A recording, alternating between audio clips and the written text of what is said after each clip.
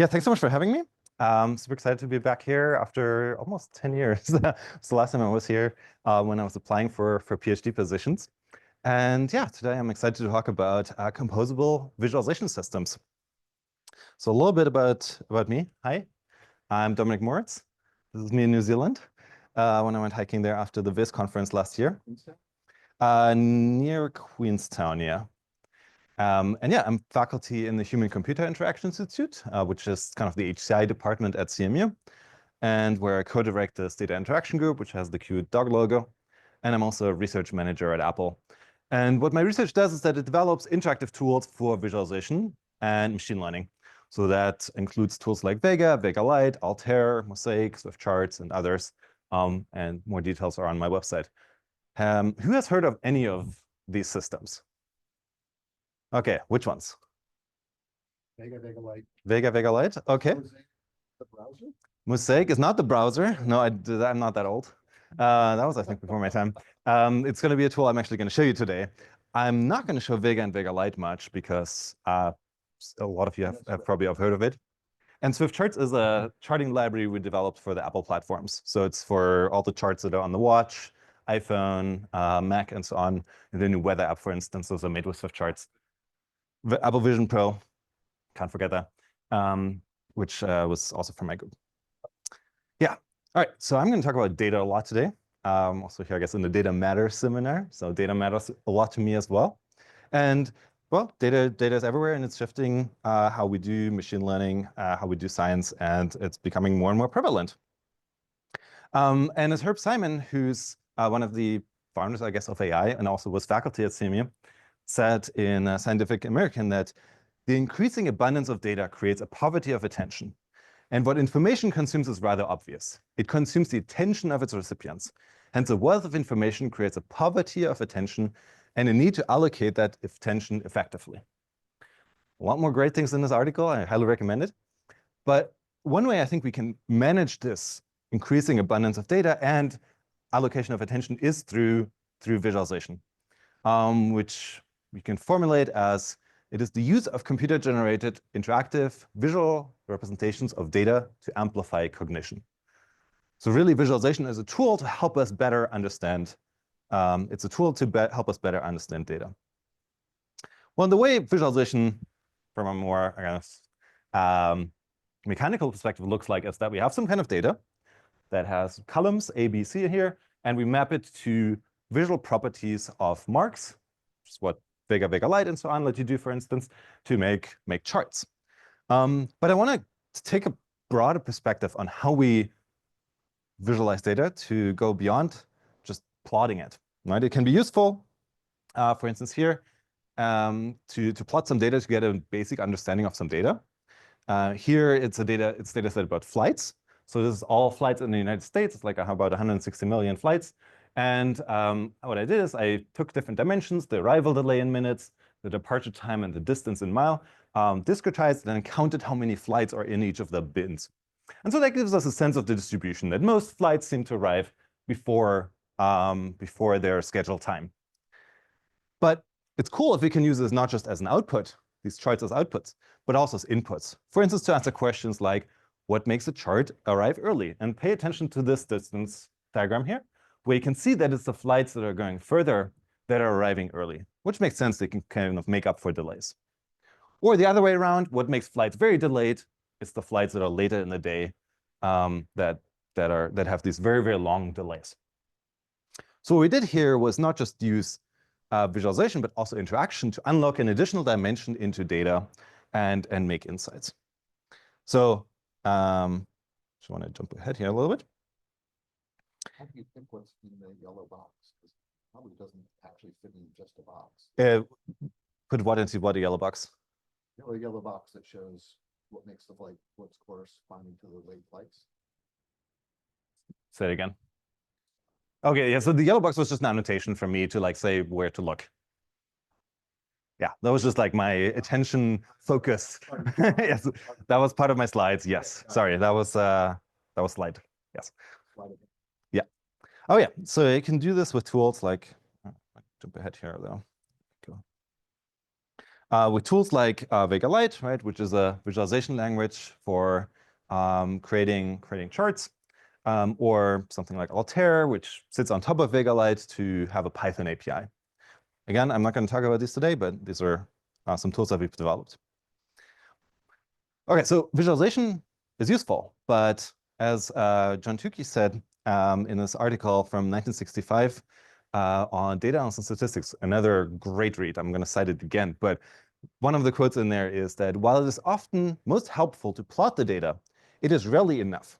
We need to also plot the results of an analysis as a routine matter. And there's often more analysis than there was data.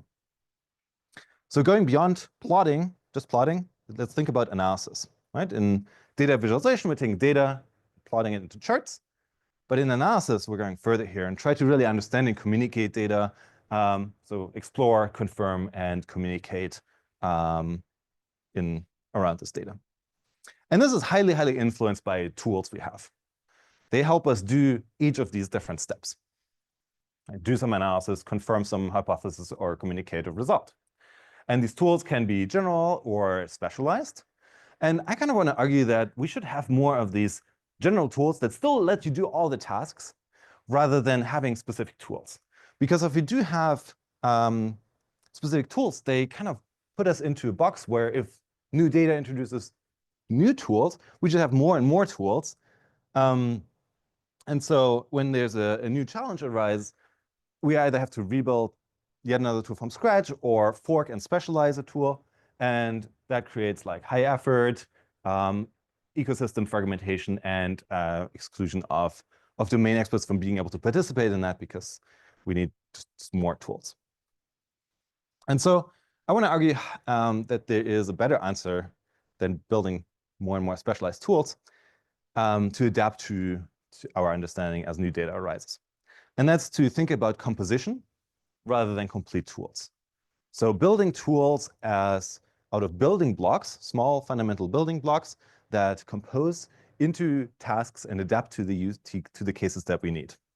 And this is where I come to my favorite quote from the John Tukey paper, which is, today's first task is not to invent wholly new graphical techniques, though these are needed. Rather, we need to most vitally to recognize and reorganize the essential of old techniques, to make easy their assembly in new ways, and to modify their external appearances to fit the new opportunities. This was written in 1965. I think it still rings true. There's a couple other quotes in there that I think still ring true. But this is kind of the main motivation for this talk today.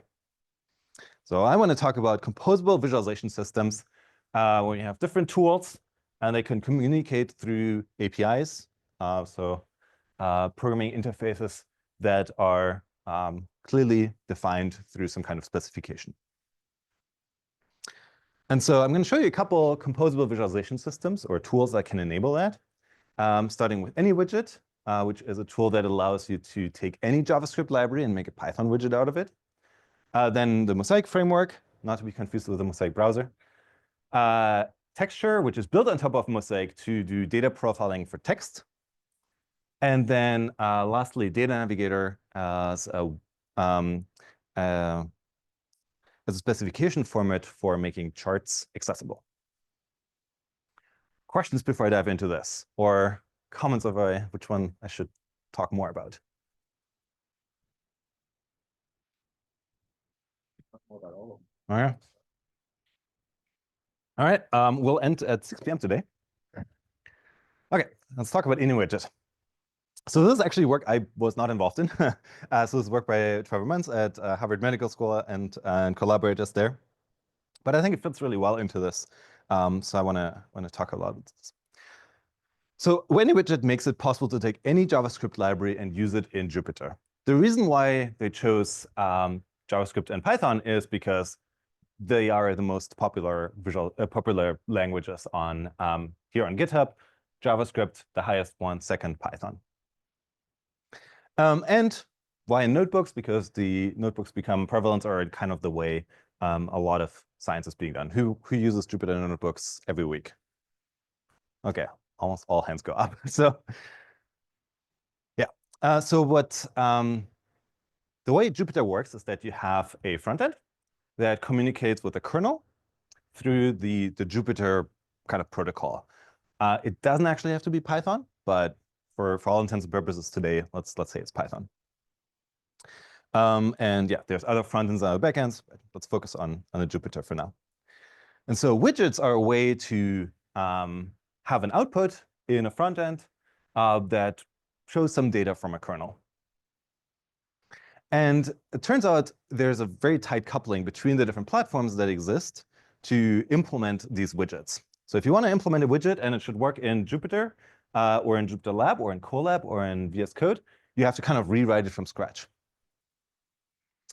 And the reason is because these widgets couple the JavaScript and the Python code. And so if you want to adapt that to a different platform, you kind of have to find the fitting puzzle piece here. And it turns out to build that, you have to build with lots and lots of tooling, by the way, each of these puzzle pieces so it fits into any of these notebook front ends. And so that was a kind of terrible state of the world. Because also packaging this app is really difficult. And then when you like other widgets, they only maybe have some of the puzzle pieces, so you can't use them together. So this creates fragmentation in the ecosystem. And so this led to lots of problems. These were some of the issues that Trevor got when he worked at Harvard on notebook widgets. So enter any widget, which is a specification format that sits between widgets, which are specified in Python, and this standard of JavaScript called ECMAScript. And it kind of provides a specification that the different frontends implement and that the backend implements. It kind of becomes one connection point. So ECMAScript is a standard. ECMAScript is just a different word for JavaScript. It's like the standard version of it. It's what browsers basically support. And it's, yeah, looks basically like this. What you have to write to create a widget in any widget. And then there are adapters in these different environments that are implemented once. And any widget just kind of fits into that. So you just have to implement that little triangle, and it automatically fits into all the different notebook environments. And so it makes it much faster to develop prototypes and go from there to production. So yeah, a bunch of benefits, including rapid iteration, progressive development, and much more simplified publishing. And I'm actually going to give you a demo here. So all the demos are on this GitHub repo. I'm going to show this code again, so don't worry about it getting it yet.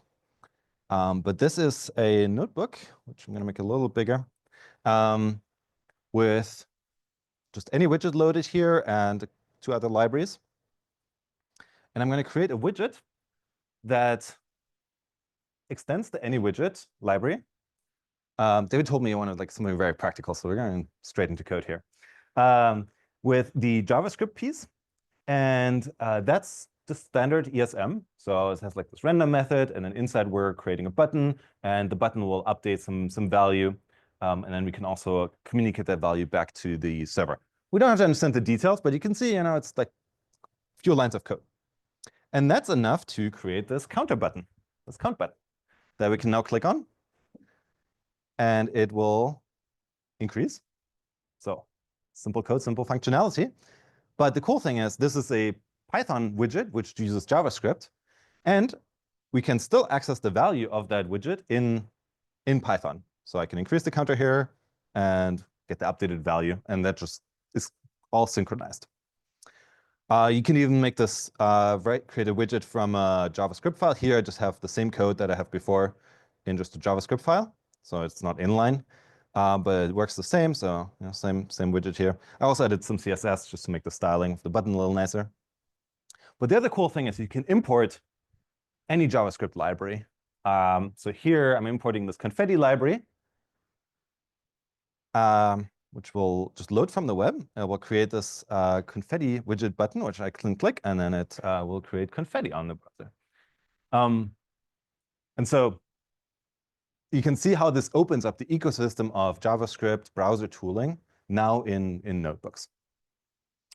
Yeah, and I think that's all I want to talk about there. Questions about any widget? Okay. So it turns out this was a good idea. This is kind of a timeline of when any widget was released. Then like, I guess 2023, sorry, here. The adoption. So you can see tools created with any widget versus other libraries, so without any widget, basically disappeared. And a lot of older tools are being migrated. So you can really see how this was a great idea and how painful the state was before. I want this kind of chart for all my tools. Unfortunately, only Trevor was able to do that. So yeah, fantastic work. So takeaways really are that Python and JavaScript are the most prevalent programming languages.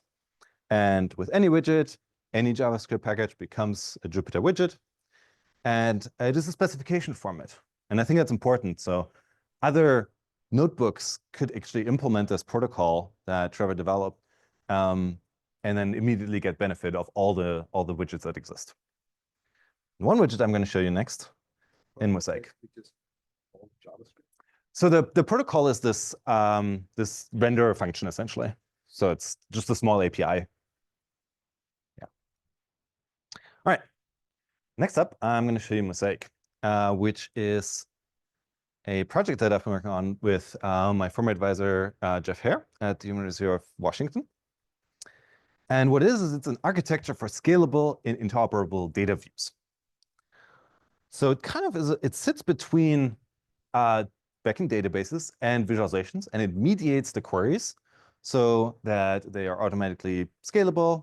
And yeah, and I'll show you cool examples that this enables. It supports actually any visualization library. You can combine it with this. I'm going to show you some examples with Observable Plot, but you could also use Vega Lite or others. And currently we support DuckDB as the backend, which is a nice in-memory scalable database, but we might extend it also to others in the future. And so here's what Mosaic enables. This is a visualization of a data set from the Gaia Space Telescope, which flies around the Earth and records objects in the sky. So you can see our Milky Way here in the center. And this data set also has information about the brightness, the parallax of the objects, and this Hertzsprung-Russell diagram, which you shouldn't ask me more about because I'm not an astronomer. But it's something about the evolution of stars. But the cool thing is you can interact with any of these charts and see the correlation in the others. And this data set, by the way, is 2 billion records, and I'm visualizing this in a browser. The data is still on a server, of course, but the visualizations are running in a browser. 2 billion records is a couple terabytes of data. So it works on large data. We can also interact here and see where the stars are distributed that are in this evolution diagram here. So you can see as we're going further down towards the brighter stars, they're more in the center of the Milky Way. We can also create these dashboards. So Mosaic has components for not just charts, but also tables and dropdowns, text inputs, and so on. And they're all mediated by this Mosaic architecture. You can also do spatial correlations here to see taxi drop-offs and pickups in New York City. And we can see how they are correlated. So any extension that works in the JavaScript, in the database also works in Mosaic. So the way Mosaic is, or an application looks like, is that you have a client that communicates the data needs to the coordinator that then creates a SQL query for the data source, which in this case is DuckDB either on the server or in WebAssembly. This is standard flow, and then when the query comes back, it will be sent back as data to the client. We use Apache Arrow, which is an efficient binary format, to then render the chart.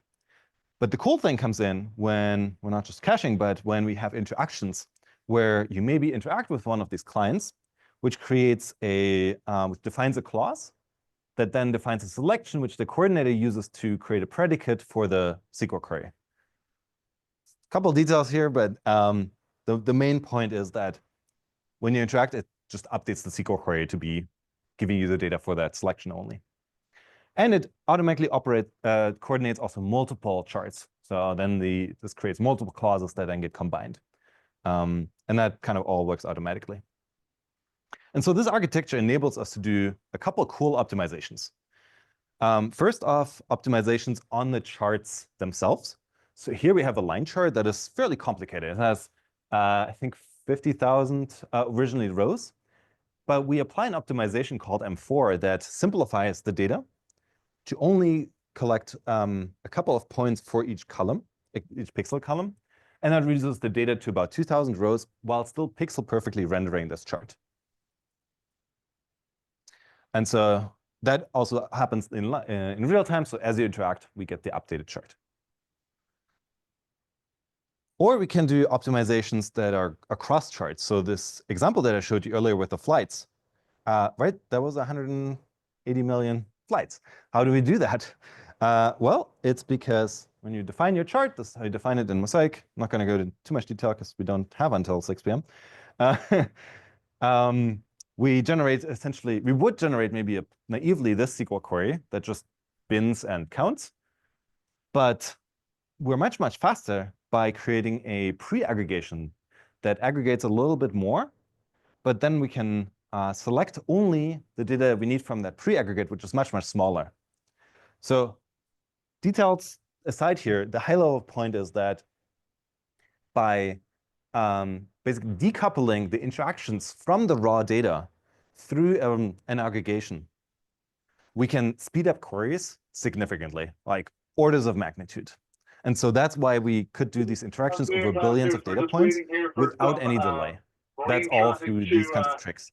And they're actually independent of the data size, because all we need is data that's big enough for the number of pixels that we are rendering. So that's the cool thing. It's only dependent on the number of pixels, essentially. And that's a constant.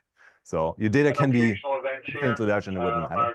Obviously, you need to compute this pre-aggregate, but that's... The bridge was here before the trains were, so nope. We should be Full moving data. here in a couple of minutes. So it's pre-aggregated. So this operation has to run on the full data, but this one is not latency sensitive. This one is. And so the latency sensitive thing is fast. We have some charts, I think. Yeah. Mm-hmm.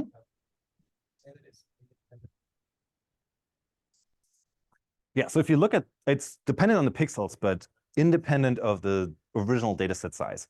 Because this pre-aggregate, if you look at it, it's once it's binning by just the bars. Those are the same number of bars, no matter how big the data is. And then second by the pixels in the dimension that you're interacting with. So if you know your chart has 500 pixels wide, this will have 500 by 25. So and that's the maximum size of this pre-aggregate. And I should separate this. Dependent upon the number of bars. Yeah. There are certain things I can't actually cause me to re-aggregate. Like I couldn't change the phenotypicity.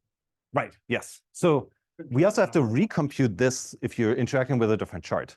If you're interacting with this chart, this is fine. If you start interacting with a different chart, we have to recompute this aggregate. And yes, that takes some time. But this is not as latency sensitive. So there's some research that showed that we really, really care about when you interact, that it has to be fast. But if you're doing something, switching which chart you're interacting with, a couple seconds of waiting is fine. So that's the kind of combination of HCI and database insights here. Yeah. Or a slider that say change the bin size. Yeah. That wouldn't be quick here. That wouldn't work here. You could probably try to pre-compute essentially that dimension that you're interacting with. We haven't implemented that because that's not as common. Yeah. Yes. Yeah. No. Absolutely right. So a certain dimension, you have to essentially the dimension that you want to interact into, you have to pre-compute into that dimension. And here just happens to be the dimension that we're brushing over. Yeah. Yep. Great questions. And I think you got the idea. So awesome. Okay. So I talked about specifications. So this is how you define a Mosaic application. So you can just either describe it in this declarative YAML. We also have a JSON version and a JavaScript version. But the cool thing is, because it's declarative, you can actually embed all of this in a notebook. So this is going to be my second demo of showing you Mosaic.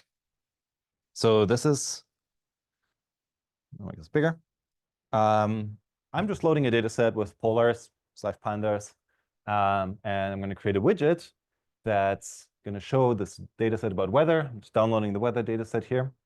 And then I have a specification format of just what you just saw. And I'm going to render that specification with Mosaic and pass in the weather data. And so that renders this widget here, where we see the distribution of weather in Seattle and the counts for each of the types. And I can click on this to filter.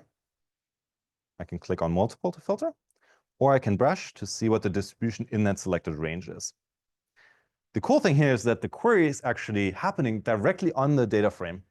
So DuckDB, so the query gets created in the front end, sent, like what I select gets sent to the backend or to the kernel. The kernel then converts that into, or it gets sent as a SQL query, and then SQL query on the kernel gets executed directly on this pandas data frame or polars data frame. Yep. I can imagine there's Yeah. So that is manually specified in here. This is the specification. So we made a chart here. That's a vertical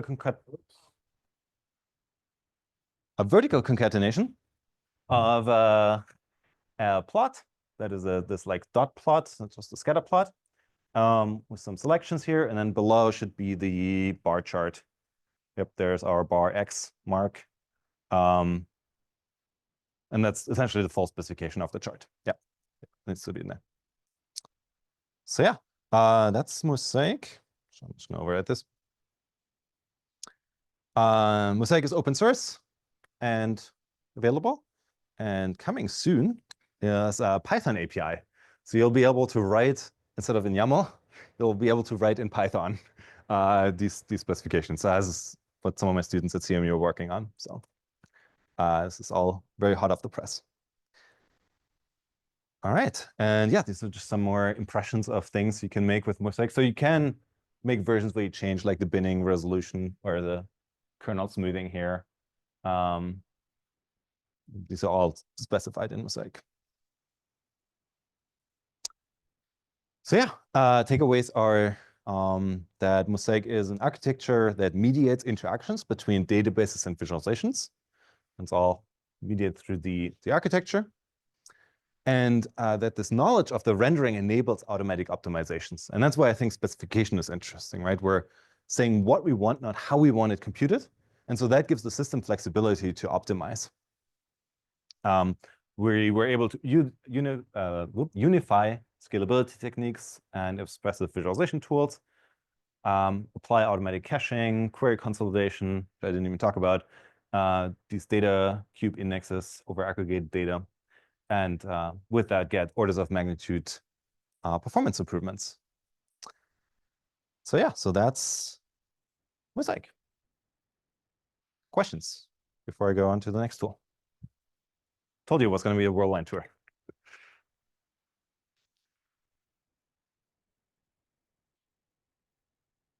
Okay. I think they specialize being fast at particular kinds of operations. Yeah.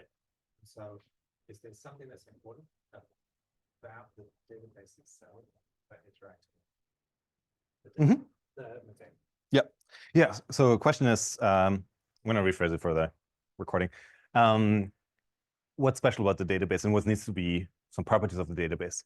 Yeah. So the database needs to be working well at doing aggregations over large data, which in DuckDB's case works really well because it's columnar.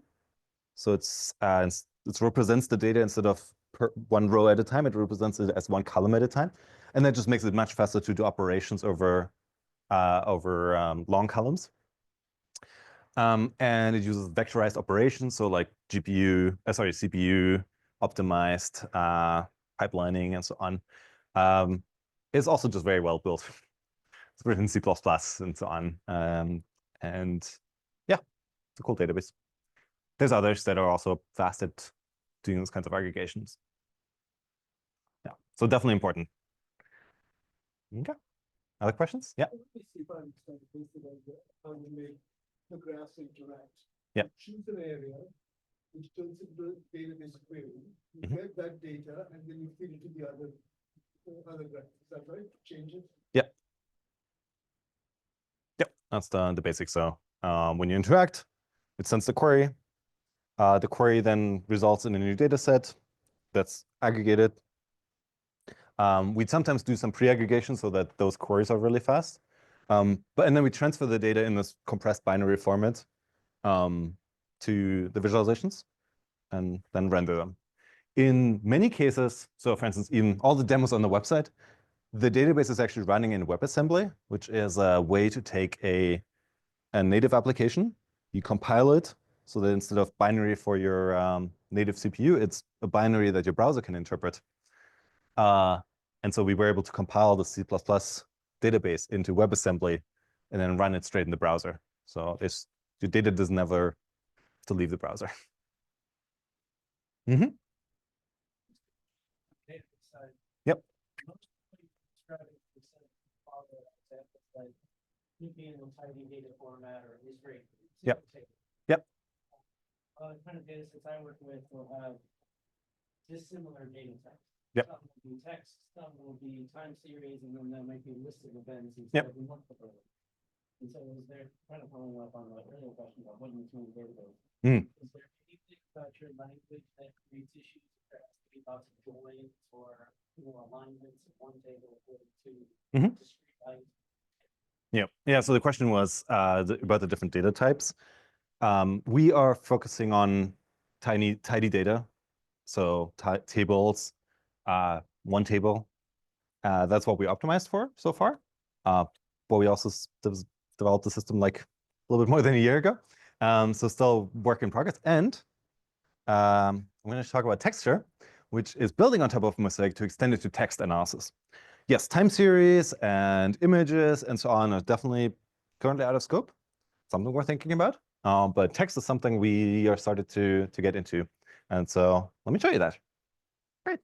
So texture is together with Will Epperson, my student, and Adam Perra at CMU, where we wanted to have interactive tools for working with text. And as an example, I'm going to use this data set about paper abstracts. So this has things like the title, abstract, conference year, and so on.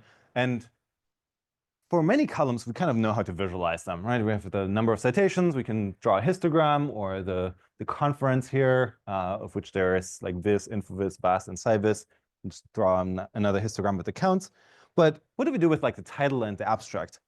There might be different ways that we want to look at this. We might want to look at the words from the abstract or derive topics. And so that requires a little bit of a more flexible data model that maybe involves joins and so on.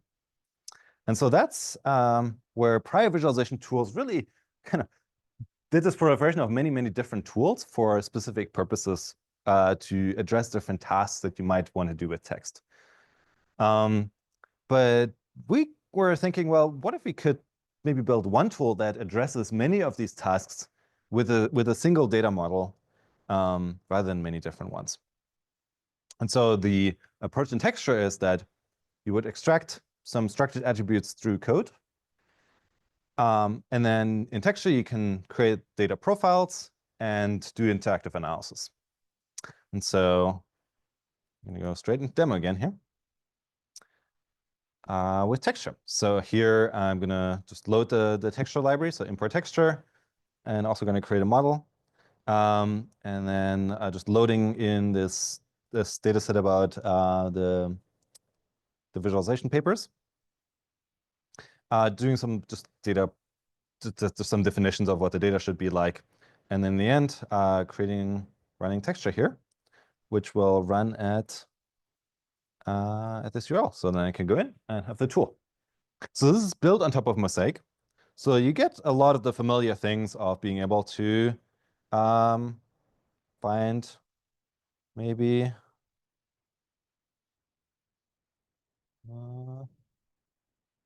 like, papers. And as you can filter between them here and automatically filters all the other charts as well and the list, right? We also have this embedding view here where I can maybe see what are the papers in this bottom here. And turns out there's a lot of papers on like sports visualizations. But the other thing we have here is the words, which are words from the abstract. And if I click on them, they'll get highlighted here. But to do that, we had to essentially create a second table that has all the words in them, and then join them back to do the cross filtering. And so yeah, that's how you can do analysis on text here. You can also look at similar papers. So if I'm interested in, this one paper, I can then create this additional histogram here that now computed a cosine distance of the paper I just selected to all the other ones. And I can find where the similar ones versus the dissimilar ones. And if you look at the embedding view there at the top left, this thing, you can kind of also see where they are distributed.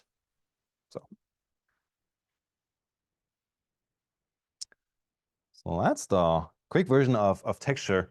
And really, it's extending this model of Mosaic to text analysis through a very small, I think, addition. Namely, I showed you this. Namely that we're looking at 4 different data types. We have text, just single values, so like publication date, that's already covered in Mosaic. And then we can extract things like words, tokens, and so on. So it's basically create a list. Sometimes those might be linked back to document. That's when we have kind of 2 different kinds of lists. We have either lists where you have, if you click on a thing, you want to highlight that back in the original list of words, back in the original abstract, or you might just have a list of abstracts or authors, and you just want to be able to click on an author to filter by that one. And then the vector embeddings. And it turns out, yeah, with that model, we can do interactive filtering at scale. So we start with this unnormalized table with all the attributes, right? We have the document and the list of words. And we basically split that into 2 tables. One is the document table, the other one the word table. And then when we want to do filtering on the words, we'll do a join and visualize the data that's in the join. 2 hours in the, What are the 2 what? 0 hour and I need 1 hour.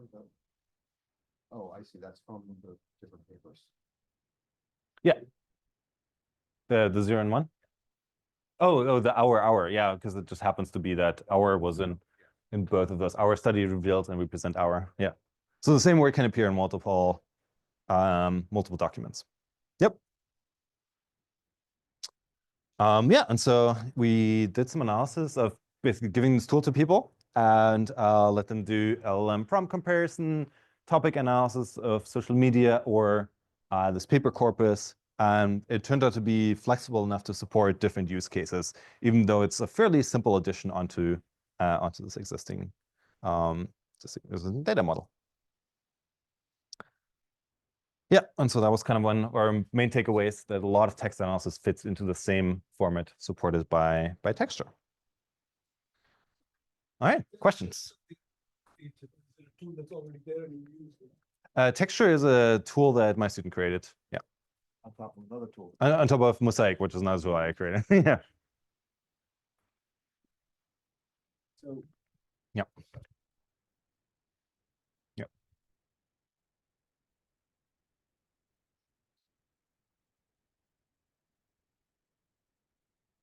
So we separated out the topic computations. We basically said that's not part of the tool. Again, in the spirit of composition, right? We're saying there's better tools for doing topic analysis. And once you have your topics, just add them to your data frame, and then you can visualize them in texture. And hopefully also the loop is tight where you can quickly then make a change to that and look at the changes.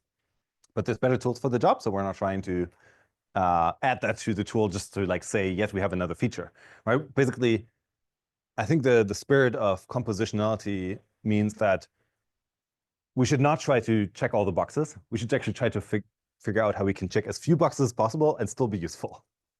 And that's what we're trying to aim for with this tool. Yep. So my question was maybe premature. I'm guessing this is very new and fresh. Yes, So maybe I shouldn't have shown it because we just submitted it to paper to conference. the lovely purple bars that you have on Trevor's work. Yeah. Is there a comparable measure that you'll come up with that will show this adoption? I mean, it feels like it's maybe not Hmm. as commonly useful, kind of, but any thoughts on like what percentage of text analysis is kind of covered? Yeah. 'Cause it seems like any widget covers all of widget development to a first approximation. To a first approximation, but for instance, you cannot create widgets that are not in the response of a cell. 90%. So Looking at that Yeah. graph you showed. oh yeah, and probably you could cover a lot of the rest as well. So getting to that same level, I think will be hard for a text analysis tool because not everybody's in Jupyter and so on, right? Like that alone, and some scale, some work, and so on. Yeah. Just feel like that was only possible in that ecosystem. Yep. Do you think this will serve the same level of functionality? And I just can't tell, like, you want to check the boxes off and you Right. want to check off 500. Yeah. How many do you need to get to 90%? I guess is kind of the question. I believe that we built a flexible enough system that even if it doesn't check the boxes that somebody needs, they can do that somewhere else. So it doesn't need to check all the boxes because it is a component of a larger workflow. And I think within that workflow, it covers the aspects that you need of quickly get an overview of a data set and try to make a hypothesis and then test it. And I think one thing we really focused on was trying to integrate it into notebooks. It's not implemented right now, but trying to add it so that you can, when you interact and select some data, right? I showed you in the earlier demo with any widget that you can get the output also of what you interacted or the click counter, that you can get that as a Python variable. I also want to get the selection of what I selected essentially as a variable so that you can then do further analysis and run your algorithms if algorithms are the better solution and not a visual tool. And so I think that's important to really think about how do we get, how do you build interoperable tools rather than tools that try to do everything at once. And yeah, Mosaic already supports that kind of selection sharing with a Python kernel. Okay. Other questions before the last tool? It's going to be a little bit of shift of gears. So Data Navigator. These are Midjourney, so AI generated. And yeah, the prompt actually for this one was inspired by a great article from Emilia Wartenberger. She had like this really cool article on our tools becoming too flat. She had a lot of I attributed to her earlier. She had a lot of images that were kind of these yarn figures, and I was like, these are cool. I want to try seeing whether I can generate something similar for this talk. First time I tried making illustrations for each of those papers. So yeah, here we're going to navigate data. And this is addressing the challenge of and this is with my student Frank Olewski and collaborator Patrick Carrington at CMU. The challenge of making visualizations accessible. And one of the examples was actually when I sent to my student this Slack message that he screenshotted. Hey, I have this figure, and I'm trying to write an alt text for it for the screen reader. Is that even reasonable? That seems really hard. I think we need better tools because this is a really big figure. I don't even know how to write one alt text to really capture the nuance of this chart. And so I think just a pure textual description is probably not the answer to make this chart accessible to a screen reader user. So yeah, so how do we make visualizations accessible? And the way we approached this was that we think about visualizations as a structure of data. And there's different paths you might take through this. And so if we're thinking of looking at a visualization as navigating that visualization structure, that's where Data Navigator can help with. It should handle different inputs, like being able to go with a keyboard, for instance, through this data structure. it should render accessible output for a screen reader. And so what Data Navigator adds is that it adds an accessible structure, input, and rendering to charts that are on top of any existing chart, whether it's rendered in just an image or an SVG or what have you. Okay, so let's talk about structure. At the basis of Data Navigator sits a graph structure of nodes and edges. And the cool thing is with graphs that you can represent many data structures, like you can represent a table or a list or a hierarchy. So it's flexible enough to support all kinds of navigations that we want to support. So here, for instance, the network graph could be a diagram, or even a map could be represented as a graph, where, for instance, in this case, we have the different states which are linked to each other. And if they're neighbors, then we are going to draw an edge between them. And so edges are how navigation between nodes is established. And so you have, for instance, 4 cardinal directions, and there's different rules about how you might navigate, but these are somewhat abstract of how you actually navigate it. So we can map how you actually navigate between the different nodes to different interactions. So right, left, oops. So in this case, we might say, okay, right and left goes to the right and left element, and then up goes to the legend of the chart. So for input, now we have this graph and need to be able to navigate it, right? So we might have, for instance, that you want to press an arrow key on the keyboard. Or, yeah. And then the input system should process that and move the user left in that on the graph. But we also want to support, we specifically want to support non-pointer-based touch handling. So for instance, being able to draw a gesture of like just moving left or moving right or up or down. Or maybe some kind of gesture recognition where you use like your camera to do that. Or speech input where you say move left. All of these, that's why I'm saying the navigation should be abstract, or the structure should be abstract. But how we then interact with it, there might be different ways that are adjusted for whoever the person is. Might even do super wild things like fabricated interfaces. This is literally the thing we built. Is you can touch different vegetables and fruit to navigate through Data Navigator charts. By basically touching it, it establishes a connection, and then we relay that to the computer, who then says, okay, yeah, we'll move left or right. I did not bring a bunch of fruit today, so I'm not going to show you that one, but I can show you maybe some of the other ones. Okay, so that's input support. And then for rendering, on top of a chart, could be an SVG chart or something more generic, we create this HTML layer that supports from the car. Jumping into See you tomorrow. And I think it becomes a lot more concrete once you have the demo. So here's Data Navigator. This is the website. It's a little intro video, and here I have a chart that shows the number of trophies for different soccer teams in different cups. So each of them are broken down. Yeah, so it's a stacked bar chart. And well, if I would go to this with a screen reader, it would be hard to navigate this chart. So we have this Data Navigator where I just entered this now. So I'm on the title. And you see in this little tooltip, you see the description that would be outputted for a screen reader.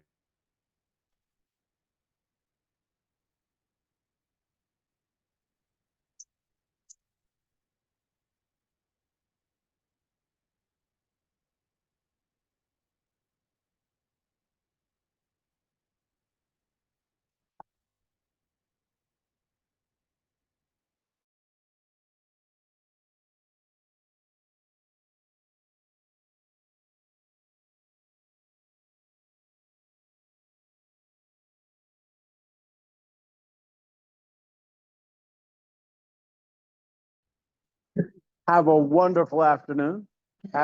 Happy tax day. Happy. Excuse me, the library Down. Probably right up there with the TV on your right. Want to try a piece of chocolate matcha? Do you have a spare piece?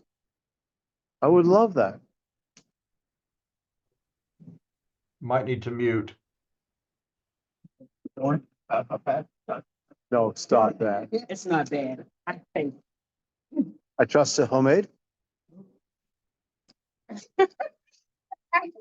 Why not? I think. You don't go in the kitchen. No. Should I just break off a piece? Okay.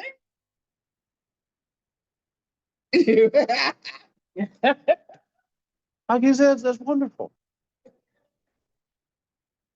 Don't like it? It's like matcha. Yeah, yes. Thank you. Have a wonderful afternoon. I'll see you tomorrow. You might. I got one in the car.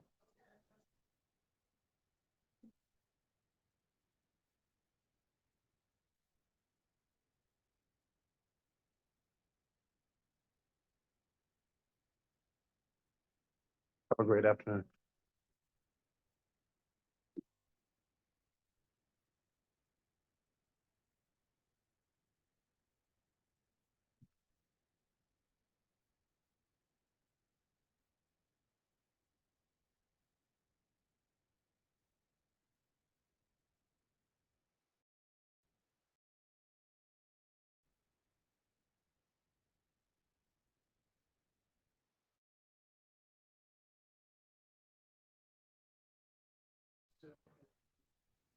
The navigation pattern that you need to use for a particular type of graph, and it's a line chart or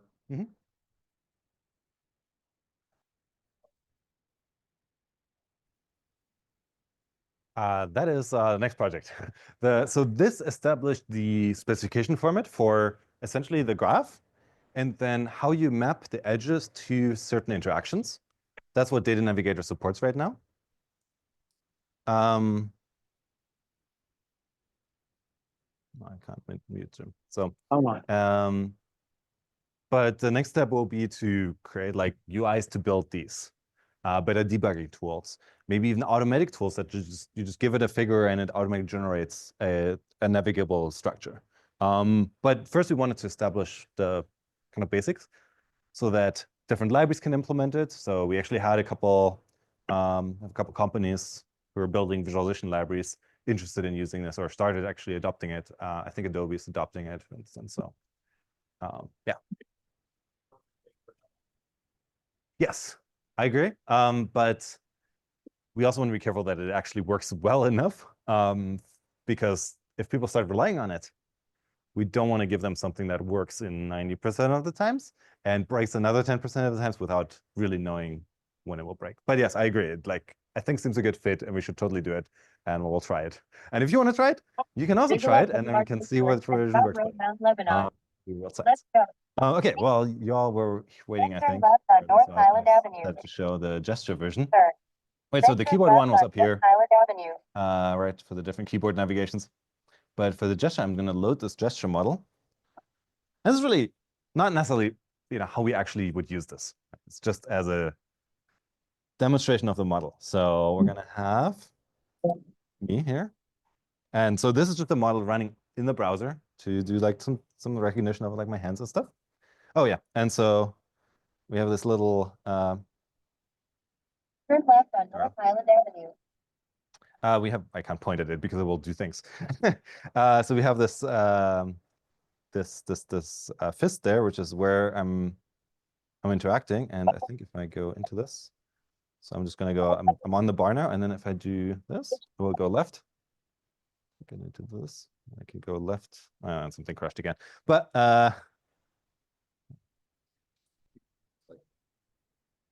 Turn right on Station Street. okay, so if I'm on this, I can go. All right, moved me. Anyway, you saw it working the first time. The gesture does something.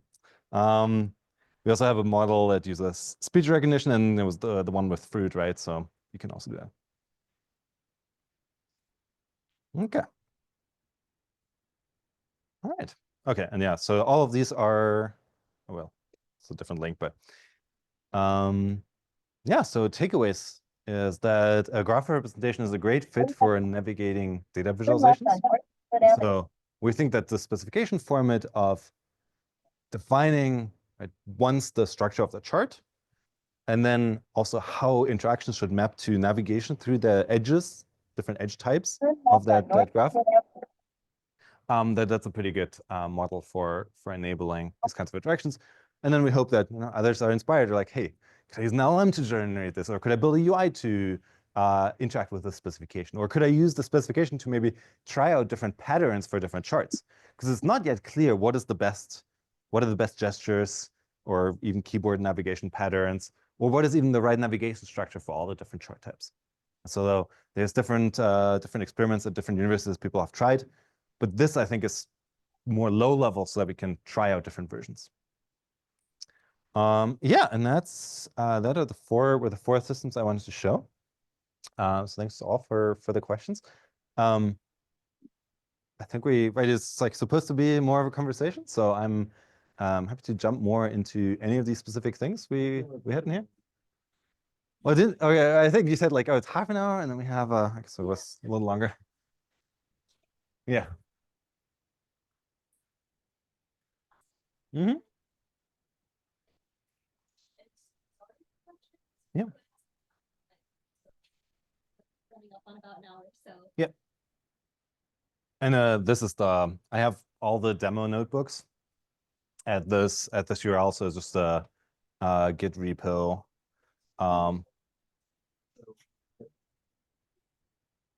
Yeah. Pointer to the pointer. Yep. Yeah, so it's just there's a couple notebooks in here, and I have some instructions for how to run them. They should all be just one command. At least when I did it here. It's In a quarter of a mile. run my command, and then just Boulevard. pops up and launches it. It should just work. Yep. So about the earlier part, any widget, maybe this applies to Mosaic as well. One thing that comes up a lot with new visualization systems is whether or not they have good defaults. Right. You get very long YAML specifications. Yeah. We'd like something that just figures itself out. Yep. Particularly because we're in a notebook format. Yeah. And real question, in that spirit of Right on Mount Boulevard. which good without being able to specify everything, is what happens when I don't know my width, I don't know my monitor size. Yep. There's a lot of unknowns. So how much information does any widget even have about the state of the system and what kind of monitor I'm on? You use to make intelligent guesses as to font sizes, color. Yep. Yeah, I think that question is most relevant to something like Mosaic, where yes, the specification here of this format, right, is fairly long. I think the main innovation of Mosaic is the architecture of having these clients, how they're coordinated, how it optimizes, and so on. We've done a lot of work over the years on specification languages for visualizations that have good defaults and are more concise. So in particular, Vega Lite. So Vega Lite is a project I co-started during my PhD. And we have now about 3 million downloads every month from a CDN for this library. It's part of a couple startups, big companies are using it. It's used to teach visualization design. And here we paid a lot of attention to have good defaults. And you can start with very minimal specifications. So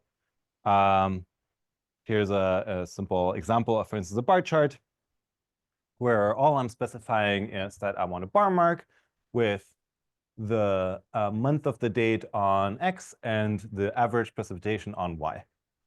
And it figures out what the right orientation of that mark is. You don't have to say it's a vertical bar chart. If I were to swap X and Y, it would happily rotate it. It automatically creates the axes. If you add color to this, a color encoding, it will automatically create a legend. It will pick good colors for you. You can override all of them, but it will pick good defaults. And that's been very important. So, 10 lines of code under the hood. This generates 100 lines of specification for the lower level library that have all the defaults filled in, which I can actually show you. Ian in to get his haircut. There's no way. It's an online editor we built. Get there fast. So there's the specification, right? A couple lines of code. And I this have a half hour generates to get this there. compiled Vega. Was naming on there. which has all the details filled Actually, in what with it was like all in the the alley. scales, the automatic accessibility that we generate for screen readers, And you you'll know, tell padding him to inner, get rid of padding outer, these a bunch of car different things because he can use shoes on. here.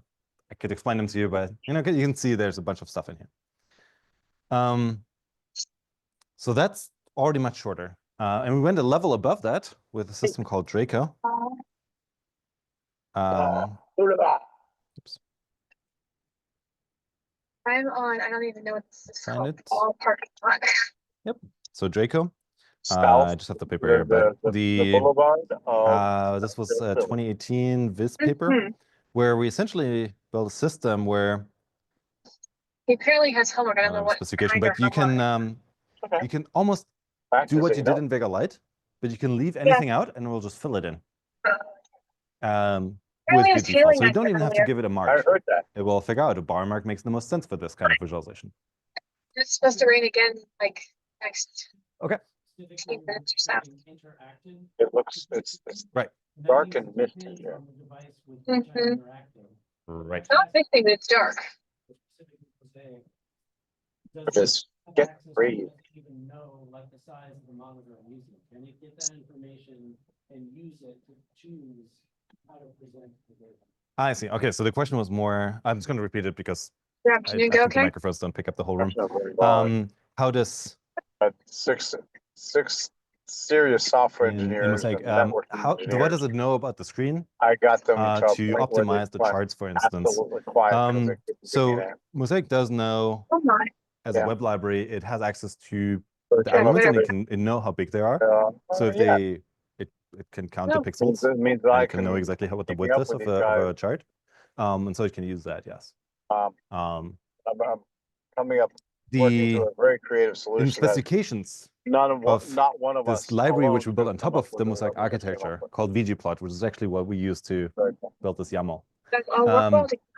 In On there, the you specify the 25th, chart width. Friday afternoon. But it evening. could be something that if I you have got a chart that top maybe is off for the- resizable, The that you top can golf. just in JavaScript attach an observer to that Nice. knows Guys the are screen assholes. size and then pass that to the Mosaic architecture to then optimized with that So in bad mind. driver. So basically in Mosaic, you need to, there's an interface Oh, that you have to miss you define, that that you have night. to implement for any client. And that I think I worked requires a the hours definition of the that day. scale, which requires But it was knowing night the on that pixel resolution. Saturday, the 26th, So and I'd be the only one working. the So Mosaic Kelly's like, essentially sorry, requires can't you to pass that be out in, getting earlier. but shit, like, in a browser that is super easy to observe. You can just write a little JavaScript snippet to get that. it's kind of weird. You Sorry, only that have was a one little person rambly working as on an a answer. Saturday night. But Yeah. does it make sense? At least it's not like it's after Easter, so it won't be as busy. But still, like it's a Friday or Saturday night. Yep, I'm here. But yeah, if you have to go. Right now, I'm selling a lot of like matchy shoes. Got just a little son and a Thank you. husband for a dad's shoes, and 3 girls are having matching shoes. Come on. To answer the question a little more Yeah. concretely, so this is the definition on. of It comes right. a client. And if you need to go,